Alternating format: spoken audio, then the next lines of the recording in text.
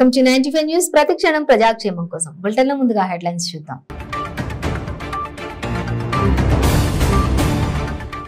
నూతనంగా నిర్మిస్తున్న సచివాలయ నిర్మాణ పనులను పరిశీలించిన సీఎం కేసీఆర్. శరవేగంగా సాగుతున్న సచివాలయ నిర్మాణ పనులు.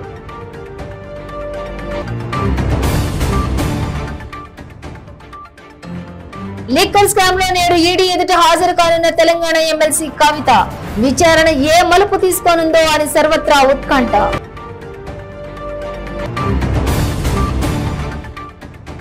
వైఎస్ వివేక హత్య కేసు ఈ నెల 31కి వాయిదా. జ్యుడిషియల్ ఖైదీలను చంచల్గూడ జైలుకు తరలించిన అధికారులు.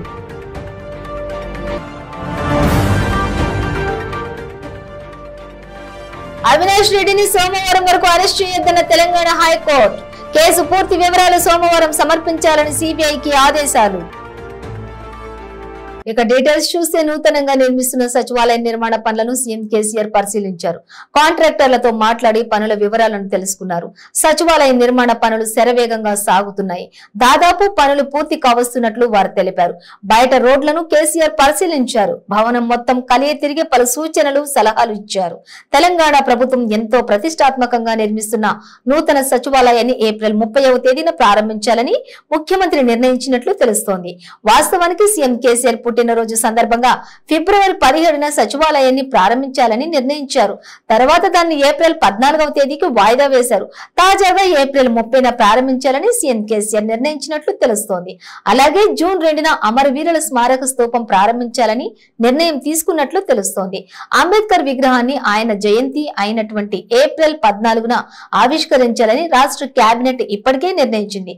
కాగా సచివాలయం, స్మారక స్తూపం, అంబేద్కర్ విగ్రహాలను పరిశీలించిన ముఖ్యమంత్రి వెంట రోడ్లు, భవనాల శాఖ మంత్రి ప్రశాంత్ రెడ్డి, ప్రభుత్వ ప్రధాన కార్యదర్శి Santhi Kumari, Hyderabad police commissioner CP Anand ఉన్నారు. ఇక సీఎం కేసీఆర్ వెంట సిఎస్ శాంతకుమారి, మంత్రి వేముల ప్రశాంత్, ప్రభుత్వ విప్ బల్క సుమన్ అధికారులు ఉన్నారు.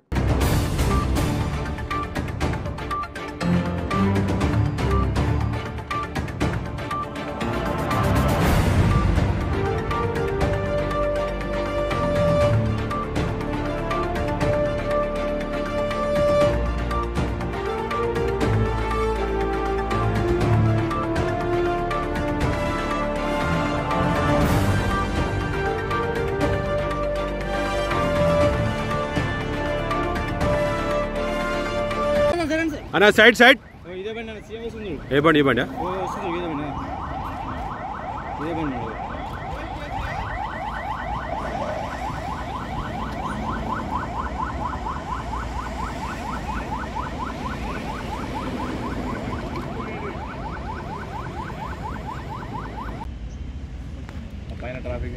అంటాడు ఇవన్నీ ఎందుకు రాబోయిడా ఇది తీసేరి చెట్లు వీకేరి ఇవన్నీ బయట ఏంది ఇవన్నీ కనిపించదు ఇక మొత్తం చుట్టూ గొడవ పెట్టుర్రి. ఒక విషయం నేను తీస్తా ఇంకా నాకు వస్తుంది.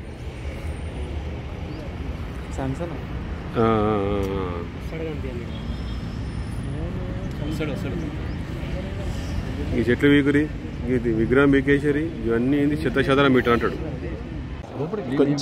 ఓకే ఓకే ఏం కాదు ఏం కాదు జస్ట్ విజలే.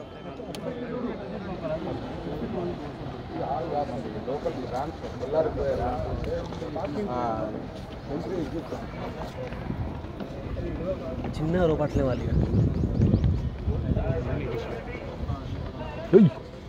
ఆయన చూడే మంచిగా ఆపిరు అంటుండ బాలసుమనా.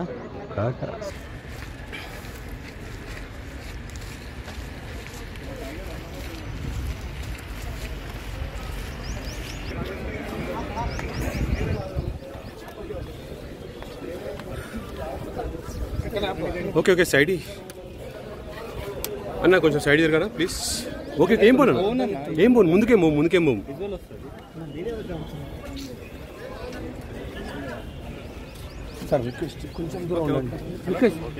లిక్కర్ స్కామ్ లో తెలంగాణ ఎమ్మెల్సీ కవితను నేడు ఈడీ అధికారులు విచారించనున్నారు. ఇందుకోసం ఇప్పటికే నోటీసులు జారీ చేశారు. మహిళా రిజర్వేషన్ బిల్లు కోసం చేపట్టిన ధర్నా కోసం కవిత కూడా ఢిల్లీలోనే ఉన్నారు. ఆమె ఈడీ ఆఫీసులో విచారణకు హాజరవుతారు. ఎమ్మెల్సీ కవితకు తానే బినామీనంటూ ఈడీకి వాగ్మూలం ఇచ్చిన రామచంద్ర పిల్లై ఇప్పుడు మాట మార్చేశారు. తన వాగ్మూలాన్ని వాపస్ తీసుకోవడానికి అనుమతి కోరుతూ కోర్టును ఆశ్రయించారు. దీనిపై ఈడీకి కోర్టు నోటీసులు జారీ చేసింది. తాజాగా పరిణామాల నేపథ్యంలో కవిత విచారణ ఏ మలుపు తీసుకుంటుందే అనే ఉత్కంఠత నెలకొంది.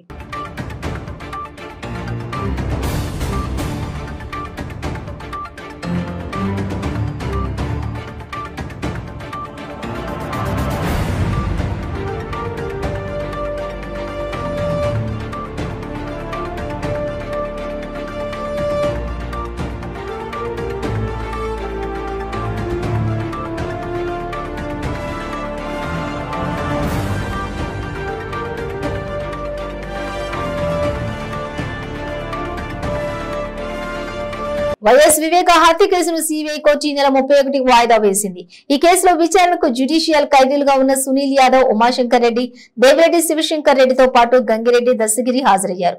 భారీ బందోబస్తు నడుమ వీరిని కోర్టుకు తీసుకుని వచ్చారు. ఇరు పక్షాల వాదనలు విన్న అనంతరం విచారణ ఈ నెలాఖరుకు వాయిదా పడింది. విచారణ అనంతరం జ్యుడిషియల్ ఖైదీలను చెంచల్గూడ జైలుకు తరలించారు. 2019లో వివేక హత్య సంచలనం సృష్టించడం తెలిసిందే. ఈ కేసు విచారణను ఇటీవలే తెలంగాణకు బదిలీ చేస్తూ సుప్రీంకోర్టు కీలక ఆదేశాలు జారీ చేసింది.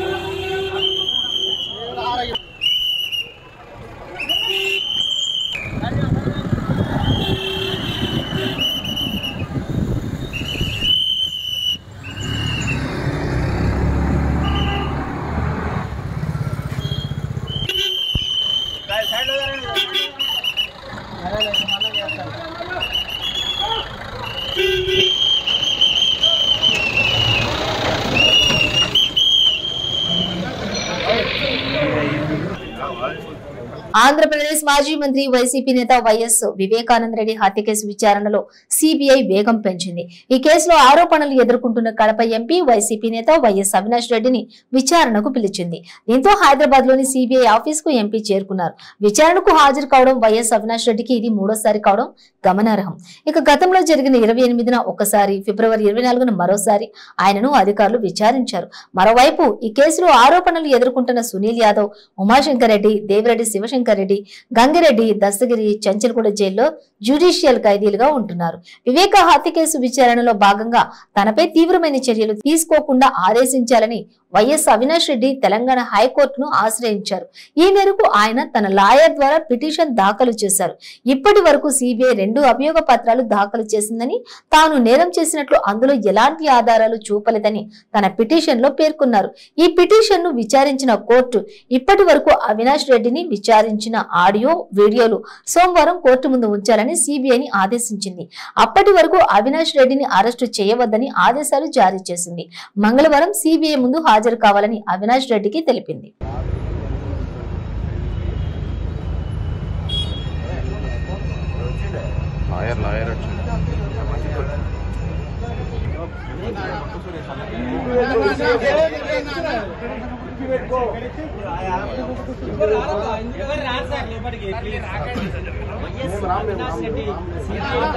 చేరుకున్నారు. ప్రస్తుతం మనం విజువల్స్ చూస్తున్నాము. మూడోసారి విచారణకు ఇచ్చినటువంటి నోటీస్ ప్రకారం అవినాష్ రెడ్డి విచారణకు హాజరయ్యారు. ప్రస్తుతం మనం చూడొచ్చు సిబిఐ కార్యాలయం వద్ద దృశ్యాలు. ఈ రోజు ఉదయం 10 గంటలకు విచారణకు రావాలన్నటువంటి సిబిఐ నోటీస్ పై అవినాష్ రెడ్డి సిబిఐ కార్యాలయానికి చేరుకున్నారు. హైకోర్టులో పిటిషన్ ఉన్నప్పటికీ కూడా యథావిధిగా విచారణకు హాజరయ్యారు. రంగారెడ్డి జిల్లా ఆదిబట్ల కొంగల కలాన్లో ఓ యువతి అనుమానాస్పద స్థితిలో చెట్టుకు ఉరేసుకుని మృతి చెందింది. ఆత్మహత్య కాదు, హత్య చేసి ఆత్మహత్యగా చిత్రీకరించారని మృతురాలి బంధువులు ఆందోళనకు దిగారు. కొంగర కలాన్లో ఓ ప్రైవేట్ వెంచర్ లో చెట్టుకు ఉరేసుకుని అనుమానాస్పద స్థితిలో అదే గ్రామానికి చెందిన ఆంబోత్ పల్లవి మృతి చెందింది. ఇది ఆత్మహత్య కాదు, హత్య చేసి ఆత్మహత్యగా చిత్రీకరించారని మృతురాలి బంధువులు సంఘటన స్థలంలోని ఆందోళనకు దిగారు. ఇక ఆదిపట్ల పోలీసులు అనుమానాస్పద మృతిగా కేసు నమోదు చేసి దర్యాప్తు జరుపుతున్నారు.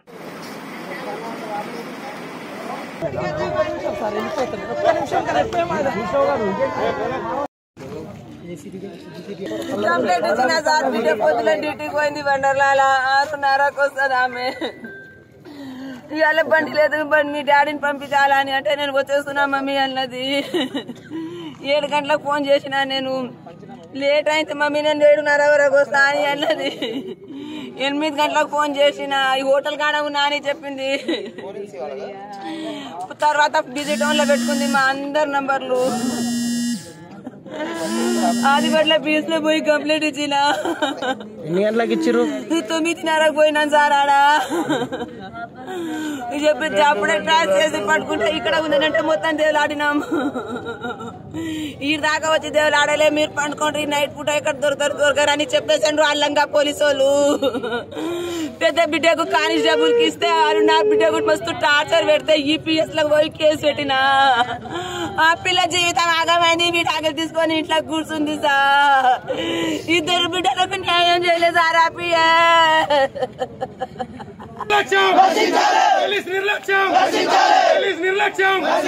శిక్షించాలి గిరిజనమ్మాయిపై అత్యాచారం, శిక్షించాలి గిరిజనమ్మాయిపై అత్యాచారం మర్డర్ చేసిన వాళ్ళని, శిక్షించాలి గిరిజనమ్మాయిపై అత్యాచారం మర్డర్ చేసిన వారిని, శిక్షించాలి గిరిజనమ్మాయిని అత్యాచారం మర్డర్ చేసిన వ్యక్తిని.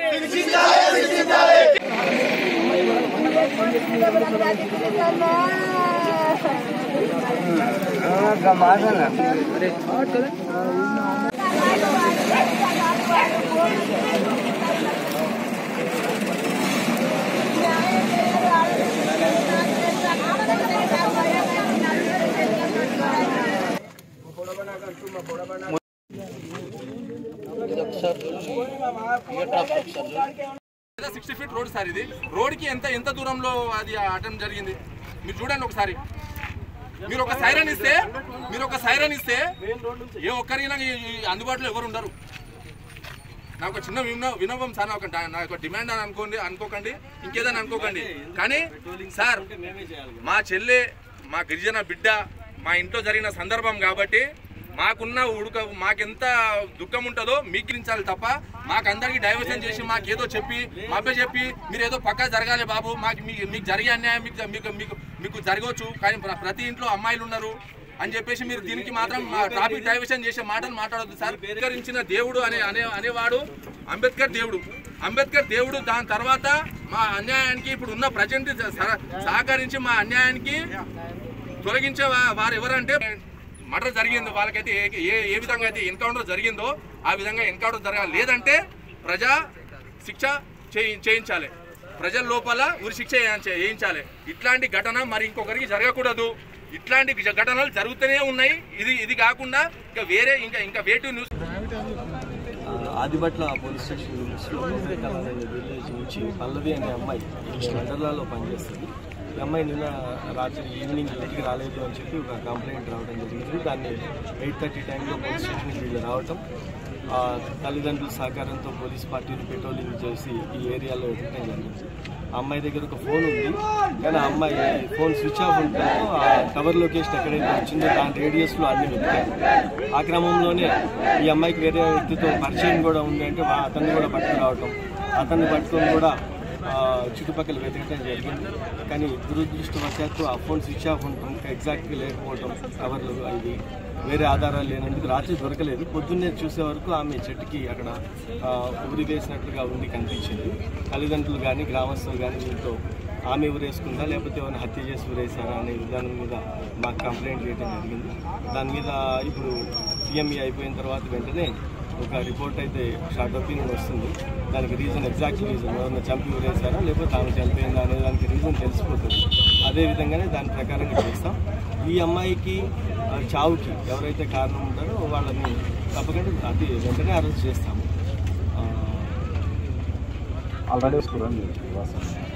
అంటే ఇప్పుడు ఈ అమ్మాయికి ఏదైతే పరిచయస్తులు ఎవరైతే ఉన్నారో లేకపోతే ఎవరైతే గ్రామస్తులు కానీ వాళ్ళ పేరెంట్స్ కానీ ఎవరైతే అనుమానం వ్యక్తం చేస్తారో వాళ్ళని తీసుకుంటాం. అందరిని అడుగుతున్నారు, ఇంట్రాగేషన్ అవుతా ఉంది. వాళ్ళ వచ్చిన ఇంట్రాగేషన్ రిపోర్టు ప్లస్ ఇప్పుడు మనకు వచ్చే పిఎంఈ రిపోర్ట్ని బేస్ చేసుకుని ఈ కేసుని సరైన విధంగానే పరిశోధన చేస్తాం. ఇమీడియట్గానే దీంట్లో యాక్షన్ తీసుకుంటాం. అంటే ఎంతమందిని తెలియదు. అంటే ఇప్పుడు మనం ఆరోపణలు కానీ లేకపోతే ఒక వ్యక్తుల అభిప్రాయాలు కానీ ఏ విధంగా ఉండొచ్చు. బట్ దాంట్లో వీటన్నీ క్లారిటీ వచ్చేస్తాయి. పోలీసు ఎంత స్పష్టంగానో కరెక్ట్గానే కోర్టులో వాడిని ప్రొడ్యూస్ చేయాలనే ఉంటుంది. సరైన వ్యక్తుల్ని సరైన ఆధారాలతో సహా కోర్టు ముందు పెట్టాలని మా ప్రయత్నం ఎప్పుడు. పెయిన్ రిలీఫ్ వటి ఆయుర్వేద ఔషధం. మోకాలలో గుజ్జు అరిగిపోయి బాధపడుతున్నారా? మోకాళ్ల మార్పిడి ఆపరేషన్ కు సిద్ధమయ్యారా? ఒక్కసారి వాడండి శక్తివంతమైన ఆయుర్వేద ఔషధం పెయిన్ రిలీఫ్ వటి. తీవ్రమైన మోకాల నొప్పుల బాధల నుండి అతి తక్కువ సమయంలో విముక్తుల్ని చేస్తుంది. 60 రోజుల కోర్సు, 60 క్యాప్సూల్స్. ఎలాంటి ఆహార నియమాలు పాటించనవసరం లేదు. కేవలం 9 రోజుల్లోనే ఫలితాలు ప్రారంభం.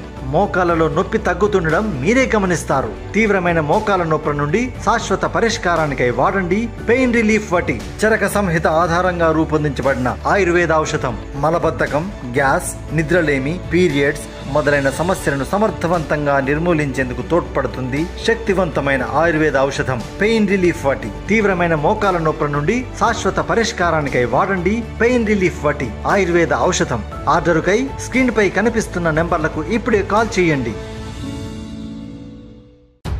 క్యాన్సర్ క్యాన్సర్ క్యాన్సర్ క్యాన్సర్ కి మందు దొరికింది. రోహిణి రసాయన లేహ్యం. ఖరీదైన ట్రీట్మెంట్లకి డబ్బు, టైం వేస్ట్ చేయాల్సిన అవసరం లేదు. 24 రకాల క్యాన్సర్లలో మీది ఏ రకమైన 1, 2, 3, 4 స్టేజ్లలో ఏ స్టేజ్ లో ఉన్నా వాడండి రోహిణి రసాయన లేహ్యం.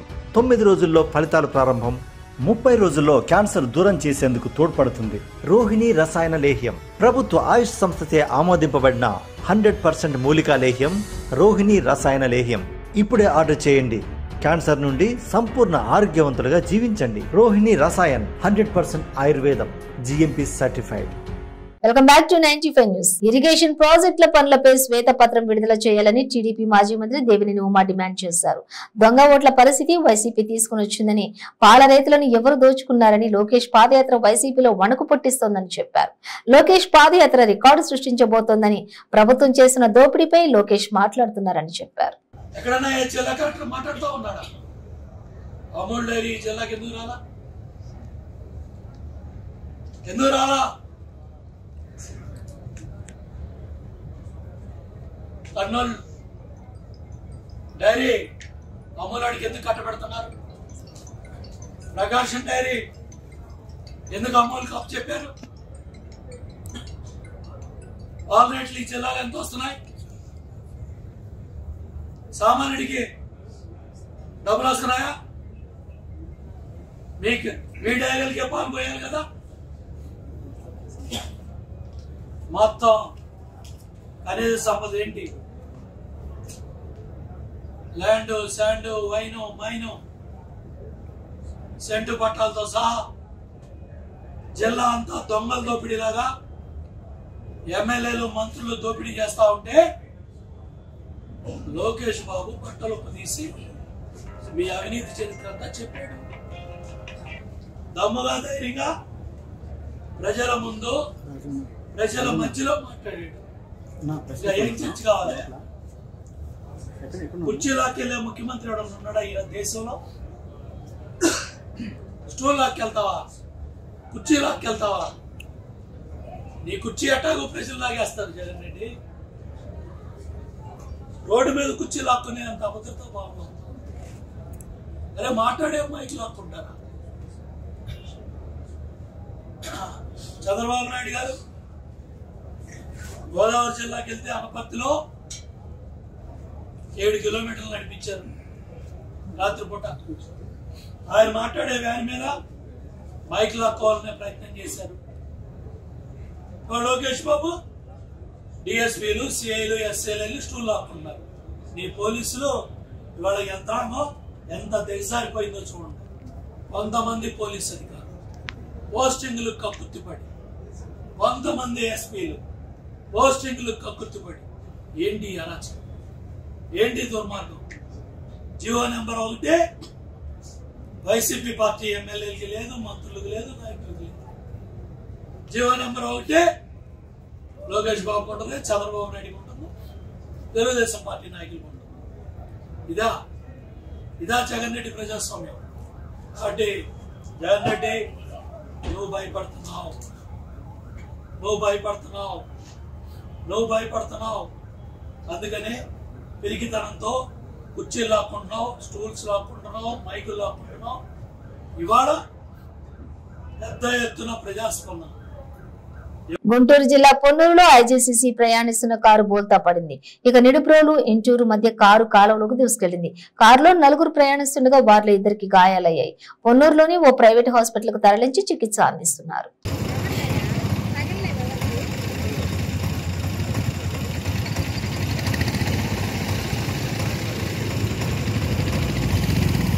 మంత్రి రోజా ప్రజలను గాలికి వదిలేసిందని గాలి భానుప్రకాష్ విమర్శించారు. తిరుపతి జిల్లా పుత్తూరులో ఆయన మీడియాతో మాట్లాడారు. ప్రజలకు ప్రభుత్వం చేయవలసిన సంక్షేమ కార్యక్రమాలు ప్రభుత్వం చేయాలని, ట్రస్ట్ ద్వారా చేయడం తాము సమర్థించమని అన్నారు.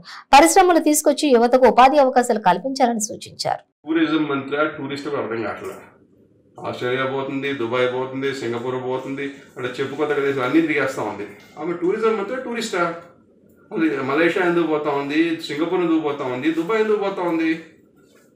అక్కడ నుంచి ఎంత డబ్బులు వచ్చినాయి?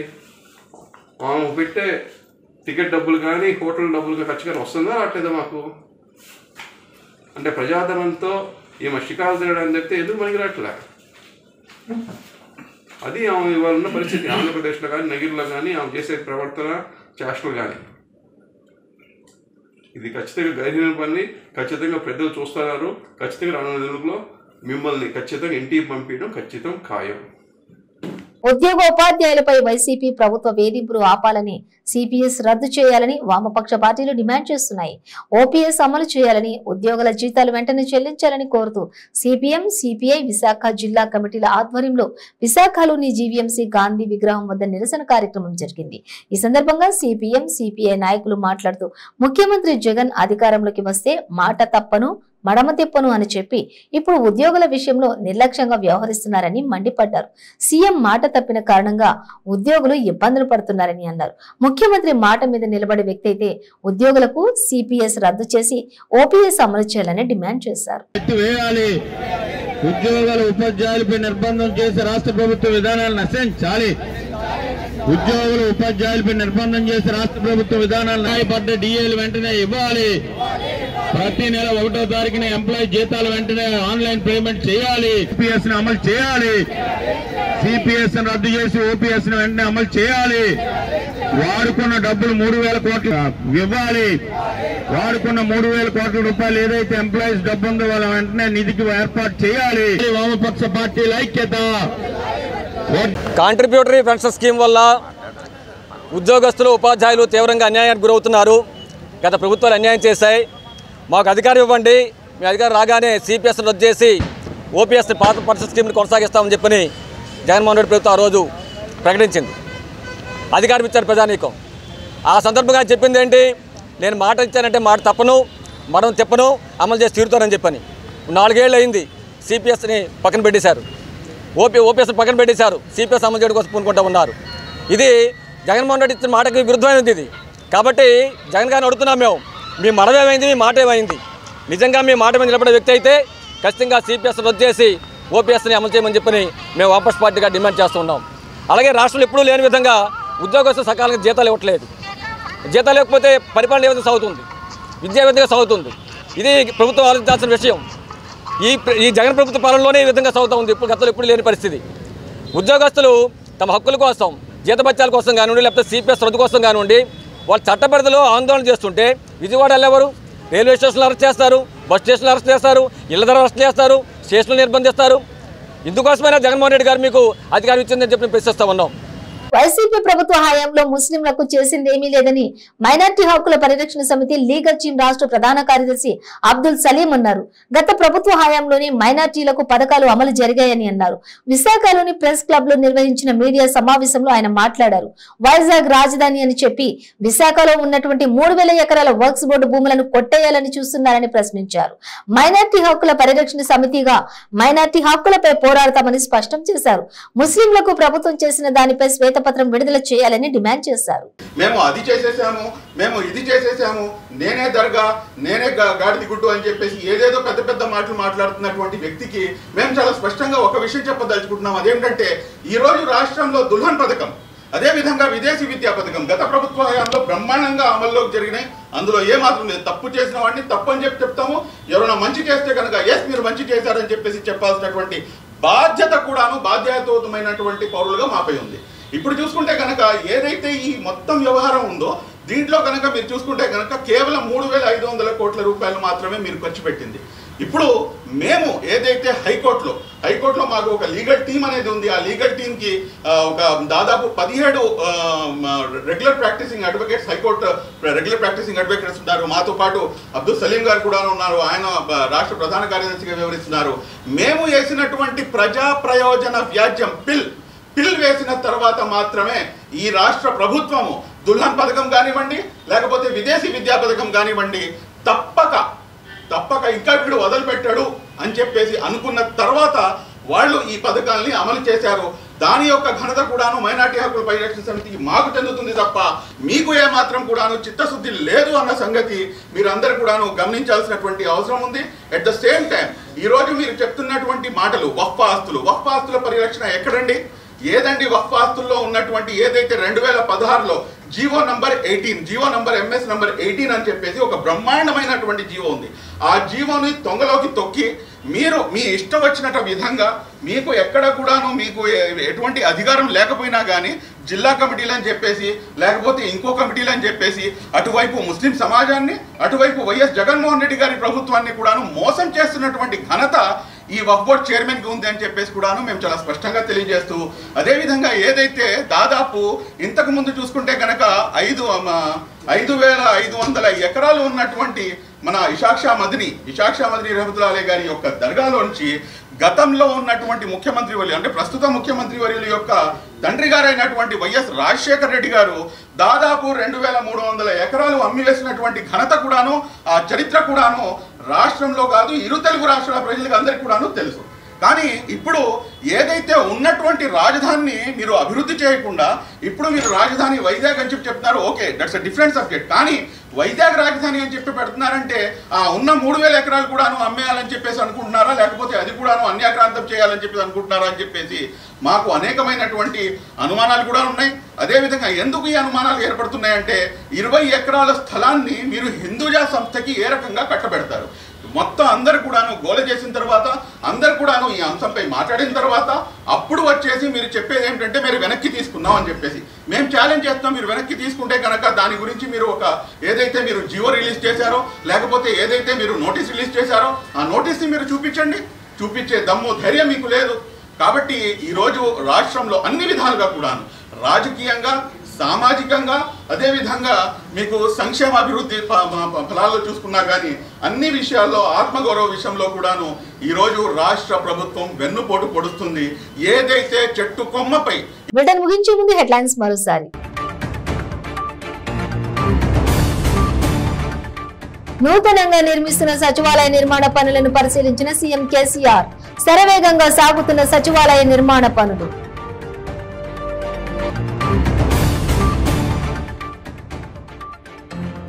లిక్కర్ స్కామ్ లో నేడు ఈడీ ఎదుట హాజరు కానున్న తెలంగాణ ఎమ్మెల్సీ కవిత. విచారణ ఏ మలుపు తీసుకోనుందో అని సర్వత్రా ఉత్కంఠ.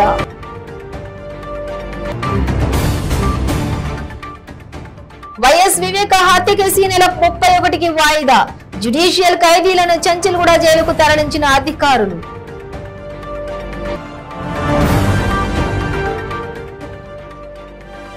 అవినాష్ రెడ్డిని సోమవారం వరకు అరెస్ట్ చేయొద్దన్న తెలంగాణ హైకోర్టు. కేసు పూర్తి వివరాలు సోమవారం సమర్పించాలని సిబిఐకి ఆదేశాలు. ఇవి బులెటిన్ డీటెయిల్స్. చూస్తూనే ఉండండి 95 న్యూస్.